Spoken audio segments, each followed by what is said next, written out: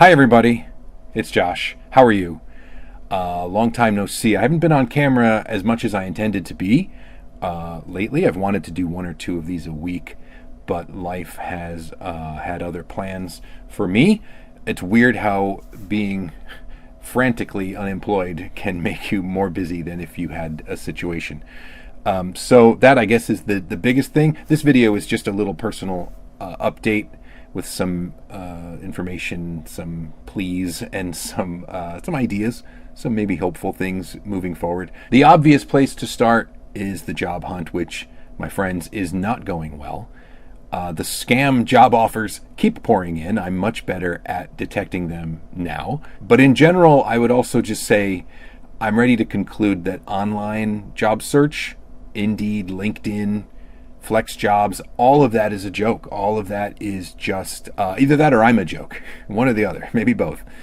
I just have thrown, at this point, hundreds of applications and resumes into the virtual wind.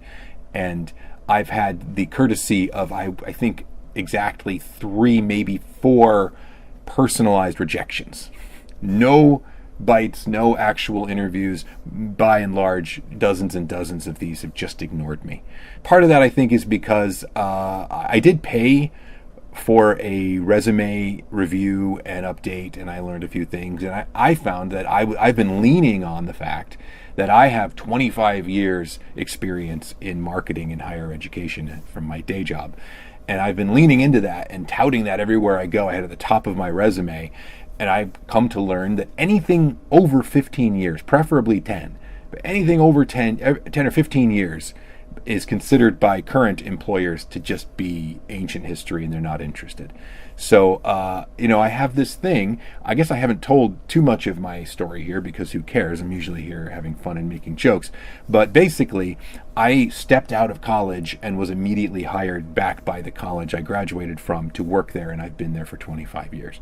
And that's great because it gave me a secure situation, and it took care of me for many years. My wife, meanwhile, is a public school teacher who makes more than twice what I made, even after 25 years in this job. But the downside is that I was kind of a big fish in a small pond, and I was comfortable at this job. On the one hand, I learned good skills. I was at kind of enterprise level, university level marketing and web design and things like that. But I was in one place for so long, I was comfortable for too long, and now the institution's closing. That's why I've been laid off along with everybody else. And I'm now suddenly in the job market. I'm almost 50, and I was planning on just riding this out and retiring as the moment that I could. And I'm at a point now where that's in sight. That's only 10, 15 years away. And now I have to find a new situation, and I have to find my way forward. I have to find a new path and a new career, I suppose. And also, it's not as easy as if I was like a tradesman or something and I just lost a job doing this thing that I do, and now I want a new job doing that thing. I'd love to be a graphic artist. I'd love to be an illustrator. I'd love to be a character designer. I don't have an art degree. I don't have the experience in the industry. Again, 25 years, comfortable in the same spot. I can make some pretty pictures on social media, but my resume and my portfolio clearly are not grabbing the attention of anyone. So I'm looking into teaching. I'm looking into writing and editing and anything mildly creative that might be of use to a company big enough to want to hire me. But again, it is not going well. I've reached out to some job placement services. I found out that there are some services that exist for what are called dislocated workers, which is, I guess, what I am, since I was part of a mass layoff.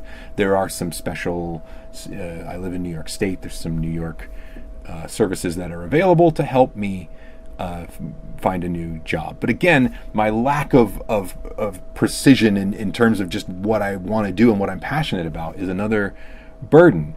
I'm just not, I love design and I love drawing, but it's very hard to get a job just drawing portraits and caricatures and things like that. Design is where it is, graphic design, and I just don't have the chops or the specific experience or the portfolio for stuff like that. Anyway, that's where I stand, and I'm at a point now where I'm looking for that temporary situation, the part-time job. I literally applied to Wegmans, guys. They needed a full-time shift leader at Wegmans, and I got a rejection. That's one of my rejections. I got rejected by the grocery store. It's hard not to feel a little bit cursed here these days. But it's a good day today. I have some really low, dark days, and I'm feeling good. That's why I'm chipper as I tell you these horrible things. Oh, so while I was at the office pursuing some of these job placement services, I noticed that there was a Department of Labor office inside of it. And I had tried to file for unemployment since I'm officially, my full-time employment has officially been terminated now. And I haven't been able to apply for unemployment online. And if you don't know, there are no more unemployment offices. The only way to apply for unemployment in New York State, where I live, is on the phone or in an automated system, no talking to a person, automated system or website. There are only automated bureaucratic ways to file an unemployment claim. And when I attempted to do so in both formats, I hit a wall and it didn't explain why, and then it disconnected me. So I just happened to be in a place with these job placement services, and there just happened to be a little Department of Labor office inside of it. And while I was there, I was like, can I maybe go talk to somebody in that office? And it's a good thing that I did, because I got some answers I wouldn't have gotten otherwise. I couldn't have, and I was just in the right place, right time. It turns out that someone filed a fraudulent fraud is just chasing me these days. Someone filed a fraudulent unemployment claim with my personal information in 2021. This is not as a result of this fake job that I got a month ago. This is a different thing that happened. Apparently it happened to a lot of people during COVID. Millions of instances of this, but it happened to me and I didn't know it, and it's got this red flag on my account that just when I try to file for unemployment, they don't tell me you have a problem, because they probably think I'm, the system is set up to just disconnect me and keep me away from it. So I finally got some human beings to help me out, and I reported the fraud. I'm still waiting on the Department of Labor to be responsive here. I've done my part. Anyway, so that's going to delay my ability to even get unemployment. I hate the fact that I'm like cataloging my woes on YouTube. This is not what the channel is supposed to be for. So that's where I am. It all sucks. It sucks looking for a job no matter what. But this is proven to be, I feel beat down. Every single thing I turn to is a dead end. I've had friends. This is the other thing that happens when you need a job. Well-meaning, great, excellent human beings who are your friends will tell you, oh, I have a connection. Here, talk to this guy, talk to this lady. Go pursue this and tell them I sent you, and they'll hook you up.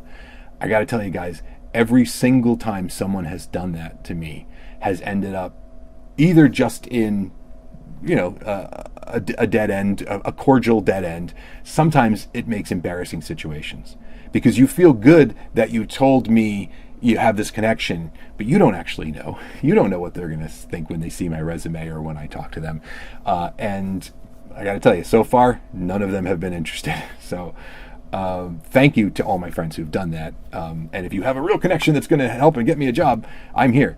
But that's, again, I feel like every avenue I have trodden in this experience has just been deflating, almost to the point of, today I'm laughing at it. Some days I can't laugh. I still do believe that the right situation is waiting for me. I'm waiting for some of these job placement services to kick in, which they can't until October, and neither can unemployment. But once they do, oh boy, look out. I still believe that I'm going to get where I need to be. In the meantime, I'm leaning harder than ever on my side hustles. That's art commissions, Ko-fi, K-O-F-I, the donation website, link in the description if you want to throw me a tip.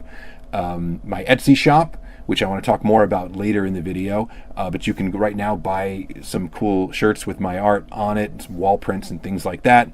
And especially, most of all, Patreon. My Patreon has been up and down. It's been a roller coaster. It's been much bigger in the past. I've had a little resurgence in the last year, to the point where it's still worth it for me to keep up with Patreon. I really enjoyed drawing and putting it online. I really enjoy the riffs, but I've been riffing for over 20 years. To be honest with you, I was looking for an exit. Maybe a year or two ago, I was thinking about wrapping up Fun with Shorts and being done and saying, I did this. It got me a job at RiffTrax. It got me a Patreon. It got me this little fan base that I have of these pals of mine on Patreon and YouTube. Job well done. But I need to keep doing it because this is what keeps people on my Patreon. This is my one little thing that I have on the side, and it just puts a few extra bucks a month in my pocket. So if you are on Patreon, bless you and thank you. If you have ever considered jumping onto Patreon, maybe do so. But I want to talk a little bit about the Patreon and the options for support. So read the description carefully based on what I'm about to explain. I signed up for Patreon, I don't know when it launched, I think. It's been more than a decade. So when you set up a Patreon account, you have the option of being a monthly pledge, $1, $5, $10 per month, or a pledge per post model. And so when I set up my Patreon, I did the math, and at the time I decided that the per post format was going to be better for me than the simple pledge. And now in hindsight, I regret that because now I'm locked into posting a certain number of things every month, and people can still cap their pledges. You don't have to give more than you want to give ever. But I just simply wish at this point, given all the stresses that I have and all the different plates I have spinning, I really wish that it was just, if you like what I do, give me $2, $5, $10 a month, and I'll make sure to throw some exclusive stuff on there and keep it going. This model of I need to post this many times a month really, especially with the all of the pressures of everything I'm dealing with right now, it weighs heavily. But here's the thing. I actually have another Patreon campaign. I have another page, and it is monthly. It's only got a few people on it. It only brings in about $50 a month at this point, but they're both running. So here's the thing. If you like what I do and you feel inclined maybe to support me on Patreon, I'm going to put both links down in the description. I shouldn't make this complicated. That's not what I need right now. But I would suggest strongly that you support me on the monthly pledge version of my Patreon, where you can just say, I want to give this guy $5 a month, whatever you choose, and that's it. I'm going to continue doing the other one because I don't want to lose the support of people who have been with me for a long time. But if you're on my weekly Patreon and you would like to maybe hop over to the other one, that option is available to you as well. It would be so much nicer to just have it be actual support instead of feeling like another job that I have to fulfill, and I have to work towards a certain number of posts in order to make the right amount of money. This is not primarily a video of me asking for money. I'm just explaining where I am, and this maybe is the most I've opened up about the Patreon and the details of it. So I'll leave it there. Links in the description if you feel so led to support me that way.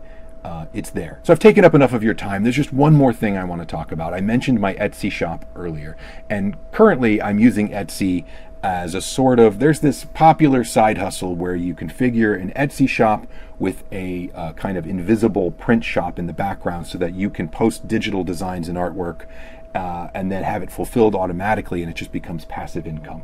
Most people who do this are riding trends and putting memes and junk on t-shirts. I have the added advantage of being an artist, so I can make my own designs and elevate these things a little bit, but I also don't have to go to the store and mail these things out. I have a print shop fulfilling these orders, and the profit is slim, and people keep having problems with their orders, and so it's not a perfect ecosystem, perfect setup, but I figured it out and I got it running. And then something happened that made me think, oh, I could do so much more with this.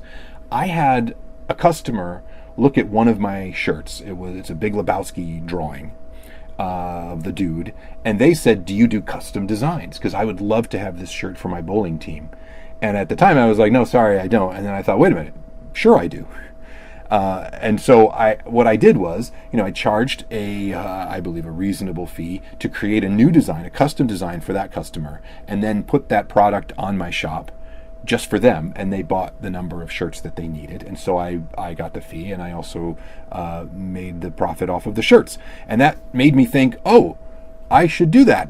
I can do that. I can draw your dog. I can draw you. I can put anything you want on a shirt or a poster or something like that. So I'm going to have a website set up just for this. Right now you can message me or contact me, find me somewhere, Facebook or X or right here on YouTube. Just go to joshway.com. I think there's a way to contact me there as well. And I'm going to try and put this custom design layer onto my Etsy shop, and hopefully it will be something that more people will enjoy. Okay, that's the whole video. That's what I got going on. Thank you for your support and your time, and for watching this rather whiny video. I will see you very soon. I'm recording a new short today. It might be up before even this video is, I don't know. But stay tuned for more Josh stuff. Goodbye.